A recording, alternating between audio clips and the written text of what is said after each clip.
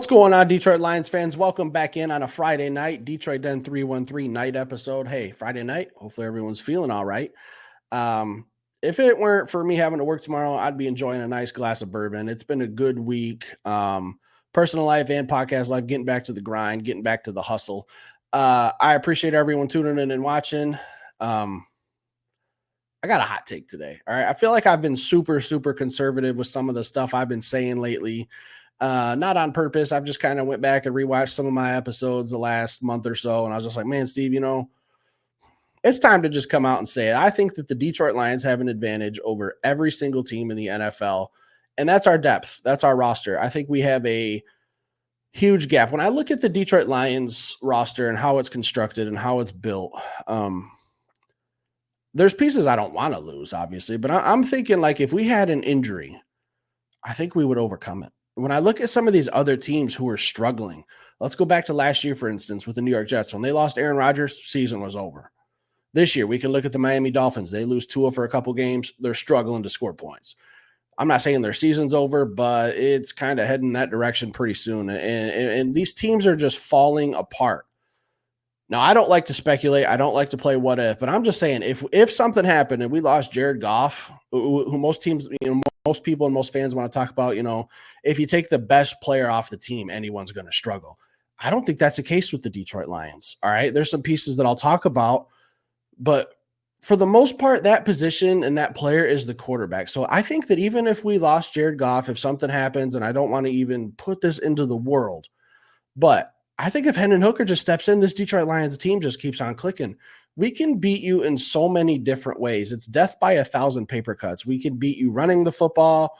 We can beat you passing. We can beat you with our defense. We've seen it. Our defense has stepped up, won us the Rams game, won us the Arizona Cardinals game with the offense struggling. I think if we had to throw Hendon Hooker in and he had to play for the rest of the season, I think that this Detroit Lions team just becomes more dynamic. And I am not by any means saying that Hendon Hooker needs to be the starter right now today. I'm saying this is a bad case scenario, and our team's just going to keep on chugging along. We look at the Minnesota Vikings last year. They weren't the same when they lost Kirk Cousins. These teams lose their quarterbacks or other key pieces, and they're crippled. They're handicapped. The season's over. I don't think any other team besides the Detroit Lions has the depth that we do. So if we're living in a world where Hendon Hooker has to come in and play the next 12 games, I think we're fine. I don't think we lose a beat. I think our offense becomes more dynamic. I think we can just run the football still. We still have the best offensive line in football. We still have two of the best running backs. We have wide receivers. We have tight ends.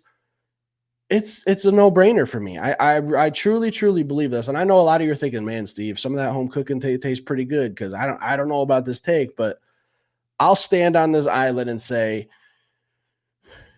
there's only really one piece that worries me, that if the Detroit Lions ran into a situation where we didn't have Aiden Hutchinson, I think that would probably be the piece. And most teams can't say that about their defensive end. It's the quarterback position. But I remember earlier in the preseason and training camp when Penei Sewell had that injury scare, and that's kind of when I was like, man, it's going to suck if we don't have Penei Sewell, but I think we'll be okay.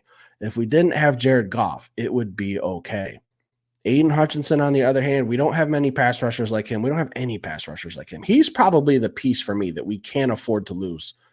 But like I said, we have so many different ways we can beat you. If Hutch goes down, hey, we still got a top 5 offense. So I can pull up the stats and show you guys. I did it in our pregame episode. We're top 10 in every offensive category as of now. We're top 15 in a lot of defensive categories.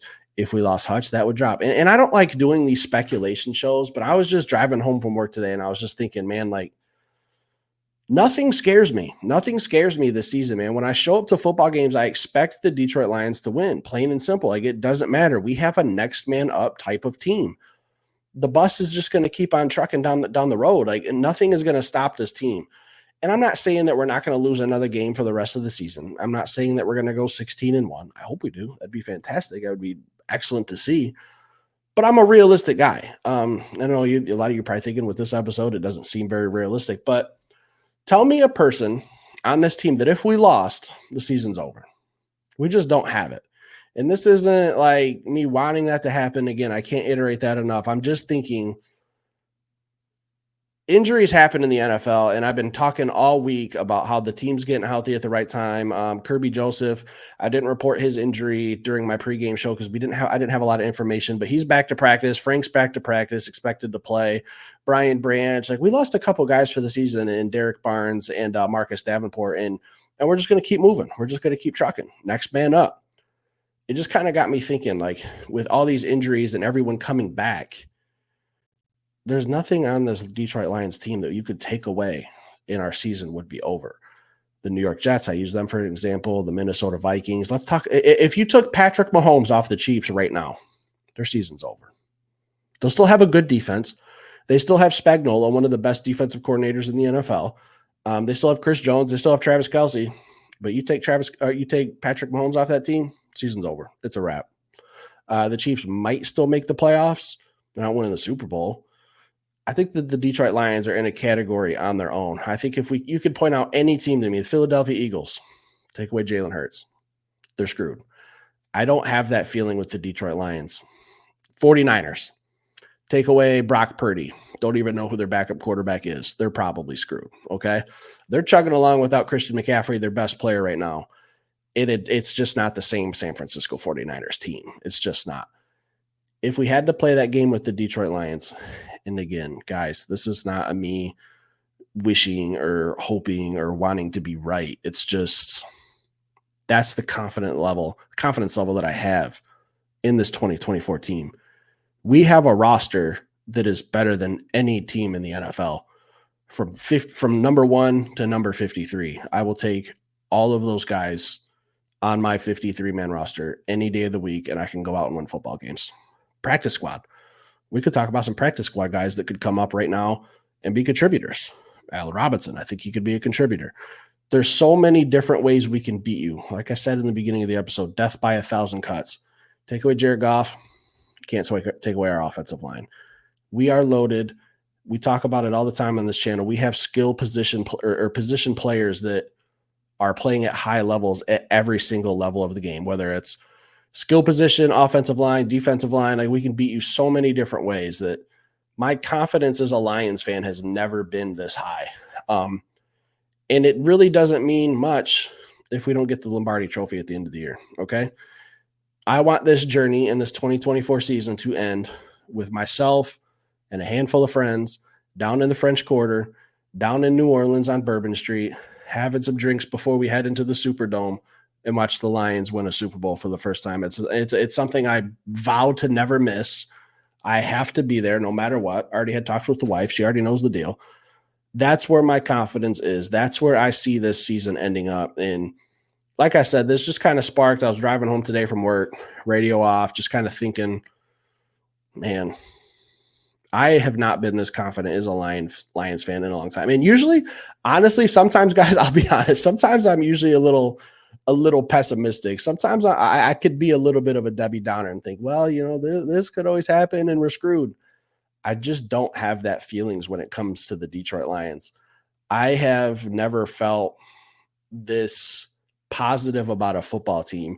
Even when we were struggling offensively and I was nailing Ben Johnson to the cross, I knew it would get figured out. I know we have the coaching staff in place to right the ship when there's a problem, offensively or defensively, even in with the head coach. Like our coordinators are fantastic. Our head coach is one of the best in the NFL. And it really starts from there all the way down to the kicker for me. Like I have confidence in every single player. Derek Barnes goes out, Malcolm Rodriguez step on up. Marcus Davenport goes out, Josh Paschal step on up. Like that's just where we are, man. And it's crazy to think, like, I'm sure there's some old timers in here watching the show. And you guys, I've seen some of you comment and say, you've been a Lions fans for 50 years. Maybe you can back me up on this. This has to be the most confident you felt in the Detroit Lions team the last 2-3 seasons. I know a lot of people, like, when I used to listen to 97 on the Ticket, they used to always have like these, I can't remember what type of segment they used to call it, but like, how long have you been Lions free or something like that? And like people would call in and be like, oh man, I stopped watching the Lions in 2008. I just can't. There's just absolutely nothing in this world that would separate me from this football team. The worst season I ever had was 2008.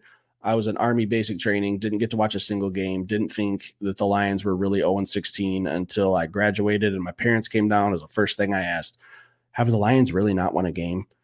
Even through all that, still a Lions fan. This fandom doesn't change. It's in our blood. It's who we are. Detroiters, Michiganders, this whole city really, I think we all saw it last season.